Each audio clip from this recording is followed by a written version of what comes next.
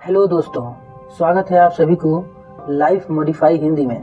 तो आज की कहानी के माध्यम से हम सब मिलकर सीखेंगे जीवन का सत्य। तो चलिए सीखना शुरू करते हैं। क्या आपने कभी सोचा है कि मेरे इस मानवीय जीवन का क्या अस्तित्व है? मेरे लिए इस मानवीय जीवन जो कि ईश्वर की अनमोल देन है, उसकी क्या महत्व है? क्या आपने कभी अपने आप को गहराइयों से जानने का, समझने का प्रयास किया है? मानवीय तौर पर कहा जाए तो हम इस जीवन को सिर्फ अपनी जरूरतों को पूरा करते करते ही व्यतीत कर देते हैं। एक मनुष्य के लिए उसकी जरूरत क्या है? रोटी, कपड़ा और मकान, यही ना? पर यह असल सत्य नहीं है। हर मनुष्य का जन्म इस धरती पर एक विशेष कारण से होता है, जिसे हम धीरे धीरे समय के साथ समझते चले जाते हैं। कई लोग अपने इस मानवीय जीवन के सत्य को समझ ही नहीं पाते, क्योंकि वो हमेशा नकारात्मक सोच ही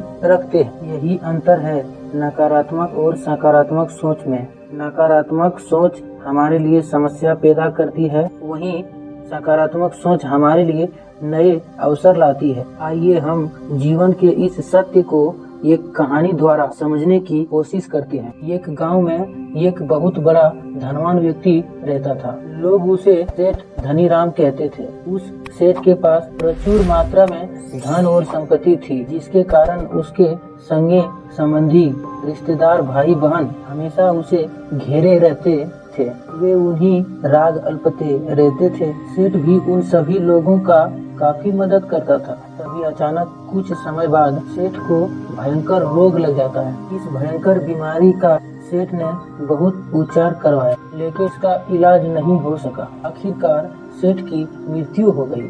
यमदूत उस सेठ को अपने साथ ले जाने के लिए आ गए। जैसे ही यमदूत उस सेठ को ले जाने लगे, तभी सेठ थोड़ी दूर जाकर दूतों से प्रार्थना करने लगे कि मुझे थोड़ा सा समय दे दो, मैं लौटकर तुरंत आता हूँ। दूतों ने उसे अनुमति दे दी। सेठ लौटकर अपने घर आया, चारों ओर नजरें घुमाई और वापस यमदूतों के पास आकर बोला, शीघ्र चलिए। यमदूत उसे इस प्रकार अपने साथ चलने के लिए तैयार देखकर चकित रह गए और सेठ से इसका कारण पूछा। सेठ ने निराश भरे शब्दों में कहा, मैंने हेरा फेरी करके व्यापार धन एकत्रित किया था, लोगों को खूब खिलाया पिलाया और उनकी बहुत मदद भी की।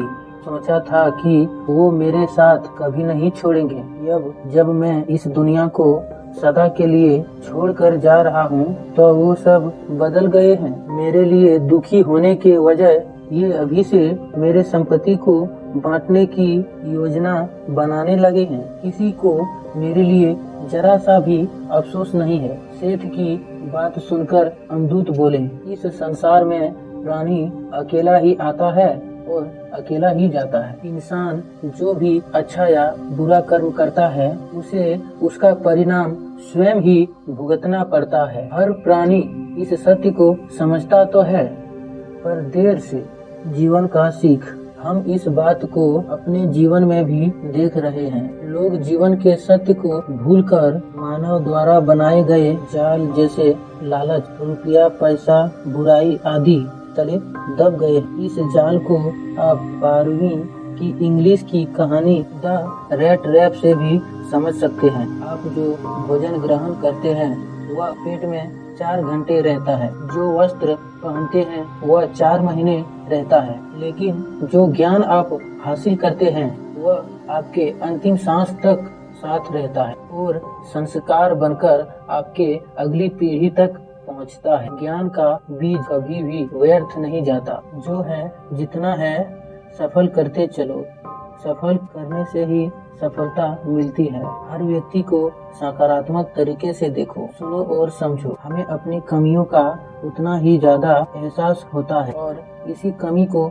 दूर करके हम सफलता की मंजिल की ओर अपने कदम बढ़ाते चले जाते हैं। आपको अगर मेरा जानकारी अच्छा लगा है तो वीडियो को एक लाइक जरूर कर दीजिए और चैनल को सब्सक्राइब कर दीजिए और बेल आइकन को ऑल पर सिलेक्ट कर दीजिए। अपने दोस्तों के साथ वीडियो को शेयर कर दीजिए। आज का कहानी यहीं तक। तो चलिए मिलते हैं फिर अगले वीडियो में, तब तक के लिए जय हिंद जय भारत।